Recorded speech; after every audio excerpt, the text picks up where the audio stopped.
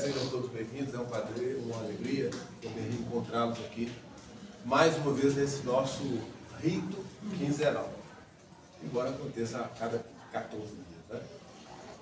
Bom, inicialmente, hoje eu vou fazer uma dinâmica de abertura de prédica um pouquinho diferente. Realmente eu venho aqui e falo muito, né? Vocês devem estar até cansados de me ouvir falar. Mas eu queria, dentro desse mesmo aspecto, dizer, né, que nós estamos aí com as nossas redes sociais já sendo difundidas. Então todos vocês podem me escutar quando não tiver nada para fazer no dia a dia, lá no Instagram, no Facebook, no Google. Basta clicar ou Manachitã, vocês vão me encontrar lá. E dentro de cada abertura de rito, o nosso papel é sempre trazer uma temática coletiva, de forma que esse bate-papo inicial nos coloque numa vibração receptiva. E quando a gente fala da característica vibratória do rito, que é com eles que precisamos sintonizar, é fundamental que a gente reconheça, né, que teremos dois padrões diversos e diferentes, né, durante o rito. Uma primeira etapa com a beijada ao povo de Iore, que é os orixás, é o orixá que traz nas suas hierarquias ancestrais, né, que vão nos mostrar princípios, vão fomentar em nós esperança, alegria, amor, que são atributos essenciais dessa vibração. E por final a gente encerra com o Exu, né, o tão mal falado Exu. Então, a dinâmica ritual é essa. E eu queria, dentro desse aspecto, dizer o seguinte: em vez de eu ficar tecendo aqui muito comentário, eu queria que vocês guardassem duas coisas básicas para esse encontro da noite. A primeira delas, nós temos na representação da criança caboclo pai velho as etapas da vida. Então nós temos uma infância, uma juventude e uma velhice. É representado pela criança, que é a infância, o caboclo é a juventude, o ápice da força, e o pai velho já é o fim da estadia, né? Já o peso da experiência que ele já começa a ver. Hoje nós estamos diante da predominância dessa primeira vibração, que representa esse princípio, essa infância. E quando fala de representar o princípio da infância, eu acredito que muitos de nós perdemos, né, a alegria da criança, perdemos a pureza da criança, perdemos a esperança da criança e precisamos resgatar isso. E o que esses ancestrais nos trazem no encontro da noite? Justamente esses aspectos. Então, cada um dos mentores que baixarem aqui, ao conversar com vocês, vão induzi-los, né, a se atentarem para esse aspecto inicial. E às vezes deixamos coisas mal resolvidas, né? Iniciamos e não concluímos. Então são eles os mestres, né, desse início de caminho. E tem sapiência suficiente para nos mostrar que essa flexibilização, já que eles comandam, né, o corpo astral e o sentimento, essa flexibilização entre o nosso racional e a nossa parte instintiva, que é material, ela precisa ser dosada. E aí que entra esses excelentes guias, né, que vêm nos ensinar a amar um pouco mais, vêm nos ensinar a ser um pouco mais puros, né? Nós somos tão misturados, não é reparado? Tanto etnicamente, né? O brasileiro é misturado. A genética do brasileiro é misturada. Mas nós temos outras misturas que às vezes elas não são ainda identificadas por nós. E é exatamente nesse ponto que a gente precisa focar. Então, às vezes, a gente fica brigando por diferença, sendo que nós temos muito mais semelhança. E essa flexibilização, né, às vezes, um excesso de racionalidade ou um excesso de altivez material, nem sempre é a solução. Precisamos balancear isso.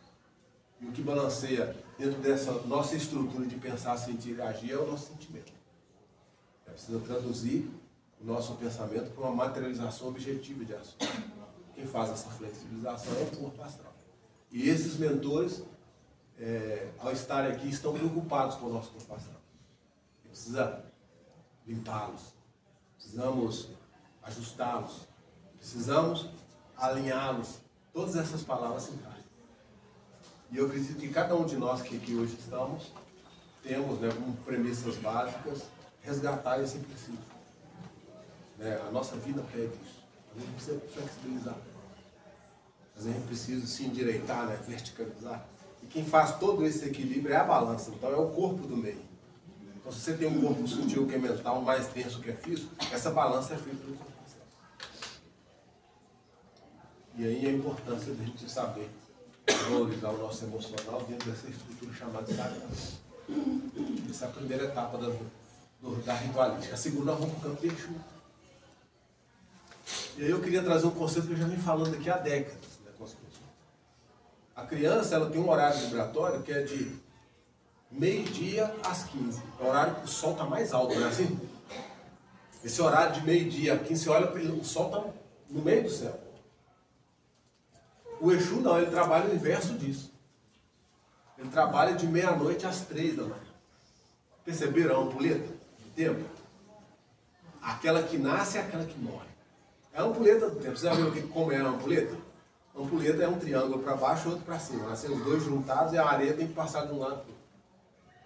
Esse tempo que nós temos aqui por hábito cronometrar, que é o tempo de existência física, a gente precisa primeiro nascer para morrer, nascer. E às vezes a gente se perde nesse caminho. E o que é esse caminho? O nosso processo evolutivo. Às vezes a gente nasce, mas não sabe o que é que faz no meio desse caminho. E quando morremos, aí que a coisa complica. E para que serve o Exu? O Exu vem para corrigir as nossas sombras. Às vezes nós estamos equivocados nesse caminho, o Exu vem para nos endireitar. Assim, opa, ajusta aí. Se a gente extrapolar muito para a esquerda, ele dá um empurrão para a gente voltar para o centro. Se a gente vai muito para a direita, a mesma coisa. Tomamos outra tomada e voltamos para o centro. Ou seja, o Exu está dizendo para nós, você precisa andar no caminho. Só que nesse caminho, nós temos os nossos obstáculos do dia a dia. E aí que nós vamos nos deparar com as encruzilhadas, né? O Exu vai dizer que essas encruzilhadas são da vida e do destino. E aí tem que ter alguém que conheça isso. Para fazer o balanço dessa energia. Onde ela pode pesar mais para um lado, onde ela pode pesar mais para o outro. Porque com absoluta certeza, se a gente não tiver a ajuda desses operadores, que são guardiões da luz para a sombra, da sombra para as trevas e das trevas para o abismo. São eles que fecham e abrem portas.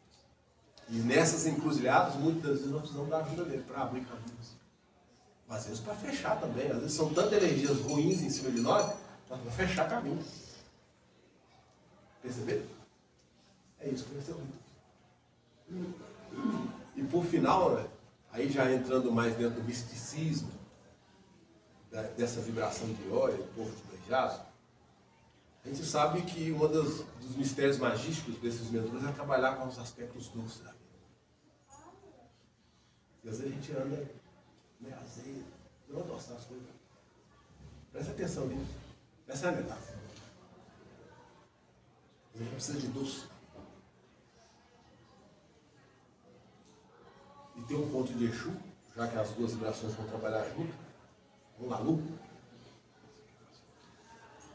Ele fala que ele gosta de trabalhar com doce com muita carne.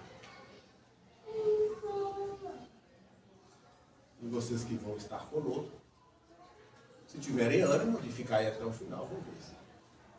E mais um bom rito, muito axé para todos nós. E eu queria agora pontuar, eu disse, como eu fico feliz em saber que pessoas diversas estão sentadas. Negros do lado branco, branco do lado mestiço, rico do lado pobre, criança do lado de adulto.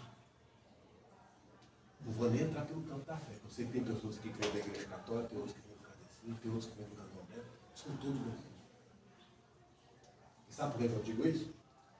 Porque o sagrado pertence a todos nós. E se nós nos comungamos nesse momento aqui, diante desse sagrado, que ele possa nos dar e nos abençoar. Saravá.